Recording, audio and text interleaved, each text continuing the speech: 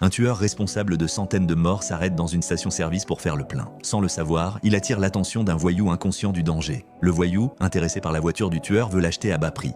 John refuse catégoriquement et s'en va. Mais le voyou n'entend pas en rester là. Durant la nuit, des aboiements réveillant John. À peine descendu, il est attaqué par surprise. Pire encore, les agresseurs tuent d'un coup de bâton le chien que sa défunte épouse lui avait laissé. À cet instant, la colère de John explose. Il prend alors un marteau et brise le sol, révélant une caisse remplie d'armes à feu de tout type, de munitions et de pièces d'or utilisées dans le milieu criminel. Pendant ce temps, le voyou conduit la voiture volée de John dans un garage pour la faire modifier. Le patron reconnaît immédiatement le véhicule. Son expression devient nerveuse et il demande s'ils ont touché au propriétaire. Le voyou répond avec fierté qu'ils ont juste tué son chien. Le patron lui assène aussitôt un coup de poing. Bien que le père du voyou soit un chef mafieux, même lui n'ose pas provoquer John. Plus tard, David appelle le patron pour savoir pourquoi il a frappé son fils. Le patron lui explique la situation. Après avoir raccroché, David descend, l'âme en peine.